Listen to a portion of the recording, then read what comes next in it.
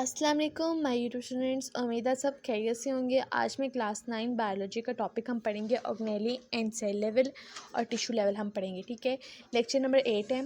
इससे पहले जितने भी लेक्चर मैंने अपने चैनल पर अपलोड कर दिए आप जाके देख सकते हैं।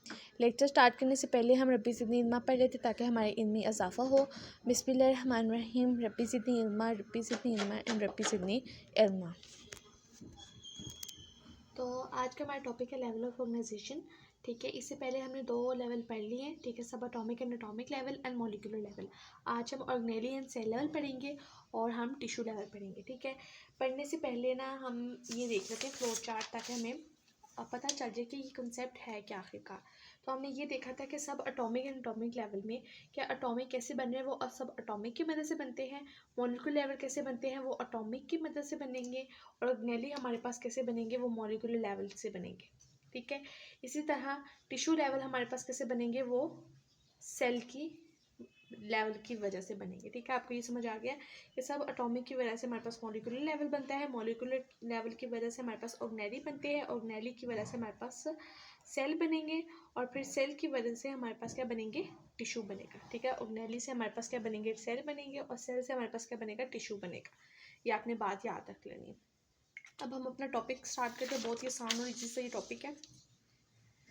सबसे पहले हम देखते हैं ऑर्गेनेली एंड सेल लेवल। ठीक है, ऑर्गेनेली फॉर्मेशन हमारी फर्स्ट हेडिंग है। ऑर्गेनेली कैसे बनता है, biomolecules assemble in a particular way. हमें यहाँ पे देखा है कि ऑर्गेनेली कैसे बनेंगे, वो मॉलिक्यूलर लेवल की मदद से बनेंगे। तो बायोमोलिक्यूल्स के बारे में हमने क्या पढ़ा था, ये हमने पिछले लेक्चर में पढ़ा था कि बायोमोलिक्यूल्स आइसोलेटेड बायो एलिमेंट्स जो होते हैं वो हमारे पास आइसोलेटेड फॉर्म में होते हैं। हम इनको कंबाइन करने के लिए योनिक एंड कोवलेंट बॉन्डिंग करवाते हैं, जिसकी वजह से वो क्या हो जाते हैं, स्टेबल हो जाते हैं। जब स्टेबल हो जाते हैं तो इनकी बॉन्डिंग की वजह से वो स्टेबल होते हैं। तो हम इसको क्या कहते हैं, बायोमोलिक्यूल। अब बायोमोलिक्यूल को अगर हम असेंबल मीन्स अरेंज करेंगे एक पार्टिकुलर वे। ठीक है, एक पार्टिकुलर वे में अगर हम इनको अरेंज करें, तरतीब दे बायोमोलिक्यूल्स को, तो क्या बनेगा, हमारे पास ऑर्गेनेली बनेगा। ठीक है, अगर ऑर्गेनेली की डेफिनेशन आ जाए तो आप किस तरह लिखेंगे कि biomolecule assemble in a particular way and form organelle. Biomolecules को अगर हम अरेंज करें, तरतीब दें एक पार्टिकुलर वे में, तो हमारे पास क्या बनेगा, ऑर्गेनेली बनेगा। इसके बाद सेल फॉर्मेशन। ऑर्गेनेली को हम सब सेलुलर स्ट्रक्चर भी कहते हैं। सब सेलुलर स्ट्रक्चर क्या होते हैं, सेल के छोटे पार्ट्स। ठीक है, एक हमारे पास सेल होता है ना, सेल के अंदर जो भी पार्ट्स होंगे उसको हम क्या कहेंगे, सब सेलुलर स्ट्रक्चर। ऑर्गेनेली को हम क्या कहेंगे, सब सेलुलर स्ट्रक्चर भी कहते हैं। तो द ऑर्गेनेलीज आर एक्चुअली सब सेलुलर स्ट्रक्चर। ऑर्गेनेलीज हमारे पास एक्चुअली क्या होते हैं, सब सेलुलर स्ट्रक्चर होते हैं। आपने ये बात याद रखनी है कि ऑर्गेनेली हमारे पास क्या होते हैं, वो सब सेलुलर स्ट्रक्चर होते हैं। And when they assemble together, और जब हम इन सब सेलुलर स्ट्रक्चर्स को इकट्ठा करेंगे, अरेंज करेंगे टुगेदर आपस में, तो हमारे पास क्या बन जाएगा, सेल्स बन जाएंगे। ठीक है, ये बहुत ज़्यादा इंपॉर्टेंट 2 बातें हैं। ऑर्गेनेली हमारे पास कैसे बनेगा एंड सेल फॉर्मेशन किस तरह होगी। ऑर्गेनेली की फॉर्मेशन हमारे पास इस तरह होगी कि बायोमोलिक्यूल्स को अरेंज करने से एक पार्टिकुलर वे में, तो हमारे पास क्या बनेगा, ऑर्गेनेली। ऑर्गेनेली हमारे पास असल में एक सब सेलुलर स्ट्रक्चर है। सब सेलुलर स्ट्रक्चर हमारे पास क्या होता है, सेल्स के छोटे पार्ट्स। ठीक है, अब हम इन्हीं सब सेलुलर स्ट्रक्चर्स को अगर अरेंज करें, एक असेंबल टुगेदर कर दें, इनको आपस में अरेंज करें, तो हमारे पास क्या बनेगा, सेल्स बॉन्ड हो जाएगा। तो हमारे पास सेल की फॉर्मेशन हो जाएगी। ठीक है, आई होप आपको ये 2 कॉन्सेप्ट्स आ गए होंगे कि ऑर्गेनेली की फॉर्मेशन किस तरह होगी एंड सेल की फॉर्मेशन किस तरह होगी। इसके बाद हमें देखना है कि division of labour within the cell. ठीक है, इस लाइन का क्या मतलब है, इसका मतलब ये है कि हमारे पास सेल के अंदर डिवीजन ऑफ लेबर। ठीक है, सेल के अंदर जितनी भी ऑर्गेनेलीज है ना, उनको हमने उनकी काम को डिवाइड कर दिया गया है। Division of labour within the cell, cells के अंदर जितनी भी ऑर्गेनेलीज हैं उनके काम को हमने क्या कर दिया है, डिवाइड कर दिया है। तो यहाँ पे ये बता रहे हैं कि ईच टाइप ऑफ ऑर्गेनेली की हर type specialise to perform a specific function. ठीक है, वो एक स्पेसिफिक फंक्शन परफॉर्म करती है। हमारे पास यहाँ पे 2 ऑर्गेनेलीज का जिक्र किया गया। वैसे तो बहुत ज़्यादा ऑर्गेनेलीज होती हैं सेल के अंदर, माइटोकॉन्ड्रिया एंड राइबोसोम्स। माइटोकॉन्ड्रिया इसके स्पेशलिस्ट क्या है कि सेलुलर रेस्पिरेशन करवाएगी। सेल को जितनी ज़रूरत होगी वो इतनी एनर्जी को प्रोड्यूस करवाएगा। एनर्जी को प्रोड्यूस करवाना हम क्या कहते हैं, सेलुलर रेस्पिरेशन। इसी तरह हमारे पास दूसरी ऑर्गेनेली का जिक्र किया गया बुक में, राइबोसोम्स। राइबोसोम्स की स्पेशलाइजेशन क्या है कि वो प्रोटीन सिंथेसिस करवाएगी। हमारे सेल को जितनी प्रोटीन की ज़रूरत होगी वो इतनी प्रोटीन तैयार करेगी। ठीक है, ये कौन काम करेगा, प्रोटीन तैयार करने का, राइबोसोम्स का काम है। In this way function of cells are accomplished by the special structure. It is example of division of labour within the cell. ठीक है, यहाँ पे यही बता रहा है ऑर्गेनेलीज अपने काम परफॉर्म करेंगी, इनको हम क्या कहेंगे, division of labour within the cells. ये इसकी एग्जाम्पल है। हमारे पास सिंगल सेल होते हैं और एक हमारे पास क्या होता है, ट्रिलियन ऑफ सेल होते हैं। सिंगल सेल किस में होते हैं, प्रोकैरियोट्स में होते हैं और प्रोटिस्ट में होते हैं। और ट्रिलियन ऑफ सेल्स हमारे पास कहाँ कहाँ होते हैं, मोस्ट फंजाई में, ऑल एनिमल्स में एंड प्लांट्स में। ठीक है, तो आपने ये बात याद रखनी है। अब हम अपना नेक्स्ट लेवल देखते हैं, tissue level.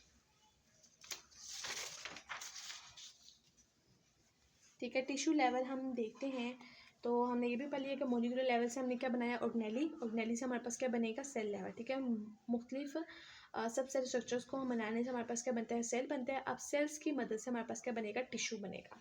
A group of similar cell. ठीक है, यहाँ पे आपने ये सिमिलर का लफ्ज़ ज़रूर ऐड करना वरना आपकी डेफिनेशन गलत हो जाएगी। A group of similar cells, ठीक है, specialise for the performance of a common function. ठीक है, सेम सिमिलर का मतलब क्या होगा, सेम सेल्स। ठीक है, एक ही तरह के सेल्स का ग्रुप परफॉर्म करेगा कॉमन फंक्शन को। ठीक है, एक ही तरह के सेल्स होंगे तो वो फंक्शन में उनका क्या होगा, एक जैसा ही होगा। तो इसकी डेफिनेशन को, तो इसको हम क्या कहते हैं, टिश्यू लेवल कहते हैं। A group of similar cell, ठीक है, एक ही तरह के सेल्स का ग्रुप, specialise for the performance of a common function, वो एक ही तरह का फंक्शन को परफॉर्म करेंगे, इसको हम क्या कहेंगे, टिश्यू लेवल। इसकी एक्सप्लेनेशन क्या है, ठीक है, ये बच्चों को समझ नहीं आता कि इसमें क्या लिखा हुआ है। ठीक है, मैं आपको बताती हूँ कि सेल लेवल में हमने ये पढ़ा था ना, कि सेल लेवल में हमने क्या पढ़ा था, डिवीजन ऑफ लेबर को। ठीक है, ये अभी हमने पीछे पढ़ के आए ये। ठीक है, डिवीजन ऑफ लेबर ये हमने पढ़ा था। डिवीजन ऑफ लेबर ये किससे की मदद से हो रही है, ऑर्गेनेली की मदद से हो रही है। ठीक है, डिवीजन ऑफ लेबर ऑर्गेनेली काम कर रही है, लेकिन ये किसका फंक्शन है, सेल का फंक्शन है। और सेल की मदद से हमारे पास टिश्यू बन रहे हैं। तो ये सेल का फंक्शन है, तो यही फंक्शन किसके होंगे, यही फंक्शन हमारे पास टिश्यू का भी होगा। वहाँ पे ऑर्गेनेलिस का क्या फंक्शन था, सेलुलर रेस्पिरेशन, इनकी एनर्जी प्रोड्यूस करवाना एंड प्रोटीन सिंथेसिस, प्रोटीन तैयार करना। ठीक है, राइबोसोम्स और माइटोकॉन्ड्रिया का जिक्र है। ये सेल है tissue carry on its own processes, life processes, on its own life processes. For example, cell respiration means mitochondria, protein synthesis, ribosomes, and also have same special processes. इसका भी वही special process होगा related to the function of the tissue, और ये भी function of the tissue। क्यों, क्योंकि ये function cells के भी थे। जो सेल में फंक्शन हो रहा होगा वही हमारे पास टिश्यू में भी फंक्शन होगा। इसके अलावा हमारे पास एग्जांपल दी गई है टिश्यू की, different types of the plant tissue and animal tissue. Plant tissue हमारे पास किस तरह के होते हैं, epidermal tissue and ground tissue, हम इनको डिटेल में चैप्टर नंबर 4 में जाके पढ़ेंगे। एंड एनिमल टिश्यू हमारे पास क्या होंगे, nervous tissue and muscular tissue. ठीक है, आपने ये भी पॉइंट MCQ के पॉइंट ऑफ व्यू से याद रखना है।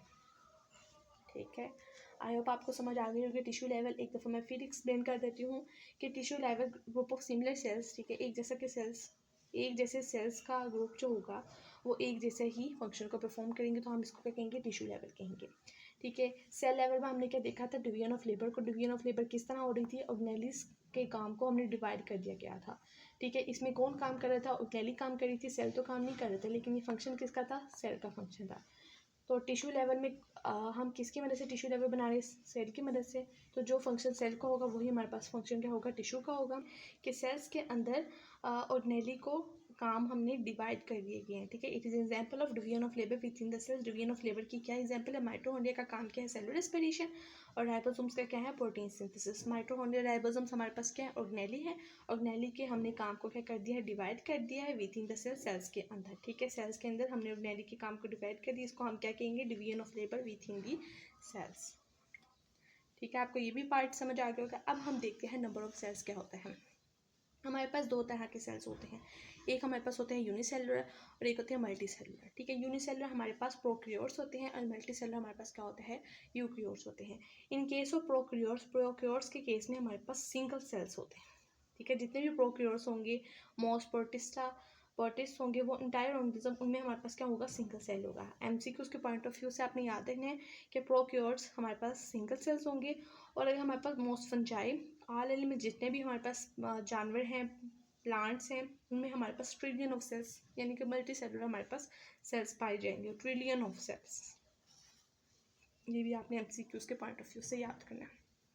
ठीक है, तो ये एग्जाम में पूछा जाता है ऑर्गेनेलियन सेल लेवल, अगर आ जाए तो आपने एज इट इज़ इसी तरह लिखना है, इंशाल्लाह ताला आपके मार्क्स नहीं कटेंगे। एक दफ़ा फिर मैं टॉपिक को ब्रीफली एक्सप्लेन कर देती हूँ कि ऑर्गेनेल फॉर्मेशन हमारे पास किस तरह बनेगी। बायोमोलिक्यूल को अगर हम असेंबल करवाएंगे, ठीक है, एक पार्टिकुलर वे में अगर हम इसको अरेंज करेंगे बायोमोलिक्यूल को, हमारे पास क्या बनेगा, ऑर्गेनेल बन जाएगा। ऑर्गेनेल हमारे पास असल में क्या होता है, वो हमारे पास सब सेलुलर स्ट्रक्चर होता है, और सब सेलुलर स्ट्रक्चर को अरेंज करने से हमारे पास क्या बनेगा, सेल्स आर फॉर्म्ड। ठीक है, हमारे पास सेल की फॉर्मेशन होगी। और सब सेलुलर स्ट्रक्चर हमारे पास क्या होता है, वो सेल्स के अंदर जितने भी पार्ट्स होते हैं, स्मॉल पार्ट्स, उनको हम क्या कहेंगे, सब सेलुलर स्ट्रक्चर। ठीक है, सेल्स के अंदर जितनी भी ऑर्गेनेलिज होती हैं उनके हमने काम को डिवाइड कर दिया गया, इसको हम क्या कहेंगे, division of labour within the cells. अब हम इसको आगे देखते हैं। माइटोकॉन्ड्रिया का काम क्या होता है कि वो सेलुलर रेस्पिरेशन यानी कि एनर्जी प्रोड्यूस करेगा जितनी सेल्स को ज़रूरत होगी। राइबोसोम्स का क्या काम होगा कि वो प्रोटीन सिंथेसिस करवाएगा, जितनी हमारे सेल्स को प्रोटीन की ज़रूरत होगी वो इतनी प्रोटीन तैयार करवाएगा। ठीक है, इस हम special processes related to the function of the tissue, यानी कि हमारे पास सेल लेवल में भी सेलुलर रेस्पिरेशन माइटोकॉन्ड्रिया करवा रहा था और प्रोटीन सिंथेसिस राइबोसोम्स करवा रहा था। ठीक है, यही स्पेशल प्रोसेसेस रिलेट करेगा फंक्शन ऑफ द टिश्यू के साथ। फिर इसके बाद हमने इसकी दो टाइप्स देख ली हैं कि प्लांट टिश्यू की epidermal tissue and ground tissue, और एनिमल टिश्यू की हमारे पास क्या होगी, nervous tissue and muscular tissue. ठीक है, आज हमने टिश्यू लेवल भी पढ़ लिया। अब अगले लेक्चर में हम organ and organ system level करेंगे। अगर आपको मेरी वीडियो अच्छी लगी तो लाइक करें, शेयर करें, सब्सक्राइब करें। ठीक है, साथ साथ नोट्स भी बनाते जाइएगा ताकि आपको एग्जाम में आसानी हो। ठीक है, अगर ये एग्जाम में आ जाए टिश्यू लेवल तो आपने इसी तरह लिखना है, इंशाल्लाह ताला आपके मार्क्स नहीं कटेंगे। ठीक है, और मेरे चैनल को ज़रूर सब्सक्राइब कीजिएगा। अल्लाह हाफिज़, ख्याल रखिएगा अपना।